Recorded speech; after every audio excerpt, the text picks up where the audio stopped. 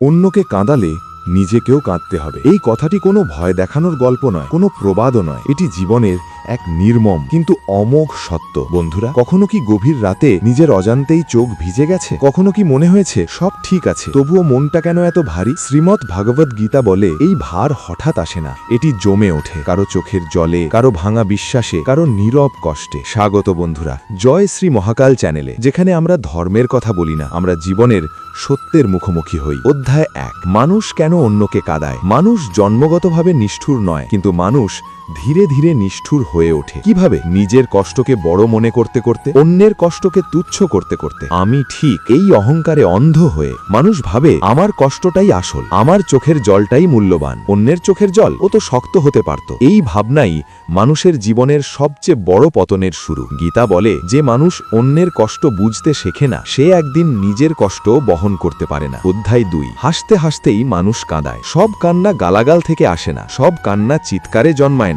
অনেক কান্না আসে অবহেলা থেকে, অসম্মান থেকে, সময় না দেওয়া থেকে, প্রয়োজনের সময় পাশে না দাঁড়ানো থেকে। এই কান্নাগুলো নীরব কিন্তু সবচেয়ে গভীর। যে মানুষ এই নীরব কান্নার কারণ হয়, তার জীবনেও একদিন নীরব যন্ত্রণা নামে। সে বুঝতে পারে না কেন শান্তি নেই, কেন রাতের ঘুম ভাঙে, কেন সব পাওয়ার পরেও মন খালি। গীতা বলে, মন কখনো ভুলে না। অধ্যায় 3, ক্ষমতা মানুষের আসল পরীক্ষা। মানুষ যখন ক্ষমতার আসনে বসে, তার আসল পরীক্ষা শুরু হয়। ক্ষমতা 2 রকম মানুষ তৈরি করে। একজন মানুষ হয় আরো মানবিক, আরেকজন মানুষ হয় নিষ্ঠুর। বেশিরভাগ মানুষ ভাবে আমি পারছি বলেই করছি, কিন্তু গীতা বলে পারা আর উচিত এক জিনিস নয়। যে এই পার্থক্য বোঝে না, সে জীবনের কাছে একদিন খুব কঠিন মূল্য দেয়। অধ্যায় 4, সম্পর্ক সবচেয়ে বড় কর্মক্ষেত্র। মানুষ সবচেয়ে বেশি কাঁদে সম্পর্ক থেকে, কারণ সম্পর্কেই প্রত্যাশা বেশি, সম্পর্কেই বিশ্বাস গভীর, আর সম্পর্কেই আঘাত সবচেয়ে যন্ত্রণাদায়ক। কেউ কথা রাখে না, কেউ প্রয়োজন ফুরলেই দূরে সরে যায়, কেউ বিশ্বাস ভেঙে দেয়। মানুষ ভাবে এটাই তো জীবন, কিন্তু গীতা বলে এই ভাঙনের প্রতিটি হিসাব লেখা থাকে।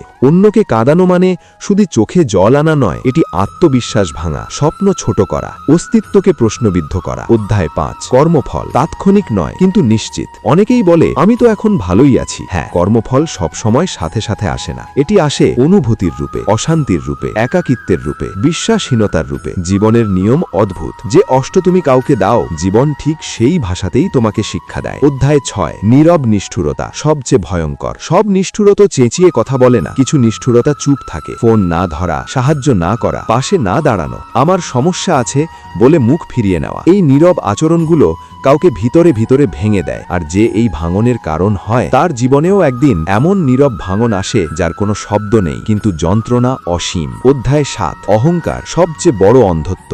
অহংকার মানুষকে শেখায় নিতে, কিন্তু দিতে শেখায় না। যে মানুষ শুধু নিতে জানে, সে একদিন শূন্য হাতে বাড়ায়, ক্ষমা চাইতে ভয় পায়, ভুল স্বীকার করতে লজ্জা পায়। কিন্তু গীতা বলে, অহংকার ভাঙা মানেই দুর্বল হওয়া নয়, অহংকার ভাঙা মানেই মুক্ত হওয়া। অধ্যায় 8, সত্যেরও ভাষা আছে। অনেকেই বলে আমি তো সত্য বলেছি, কিন্তু গীতা বলে সত্য যদি করুণা ছাড়া বলা হয়, তা ছুরির মতো আঘাত করে। সত্য কখনো কাঁদায় না, কাঁদায় নিষ্ঠুর সত্য। সত্য বলার দায়িত্ব আছে, কিন্তু সত্য বলার পদ্ধতির দায়ও আছে। অধ্যায় 9, মন কর্মফলের প্রথম আদালত। অনেক মানুষ বাইরে খুব সফল, হাসি খুশি, আত্মবিশ্বাসী, কিন্তু রাতে ঘুম আসে না, মন ভারী লাগে, কারণ বোঝা যায় না। গীতা বলে মন হলো কর্মফলের প্রথম আদালত। বাইরে শাস্তি না পেলেও ভেতরে ভেতরে হিসাব মিটে যায়। অধ্যায় 10, থামাই আসল সাধনা। গীতা বলে আধ্যাত্মিকতা মানে শুধু মন্ত্র নয়, মন্দির নয়, আধ্যাত্মিকতা মানে এক মুহূর্ত থামা। আমি যা বলতে যাচ্ছি এটা কি কাউকে কাঁদাবে? যদি উত্তর হয় হ্যাঁ, থামো। এই থামাটাই সাধনা, এই থামাটাই অনেক কান্না আটকাতে পারে। অন্যকে কাঁদালে নিজেকেও কাঁদতে হবে। এই কথা ভয় দেখানোর জন্য নয়, এটি জাগিয়ে তোলার জন্য, যাতে মানুষ নিজের ভেতরের মানবিকতাকে বাঁচিয়ে রাখে। কারণ মানবিকতা হারালে সব পাওয়ার সত্ত্বেও জীবন ফাঁকা লাগে। যেদিন মানুষ বুঝবে অন্যের চোখের জল আসলে নিজের ভবিষ্যতের আয়না, সেদিন সে কাউকে কাঁদাতে ভয় পাবে না, সে লজ্জা পাবে। আর সেই লজ্জাই মানুষকে সত্যিকারের মানুষ করে তোলে। জয় শ্রী মহাকাল। আপনার জীবন আলোয় ভরে উঠুক।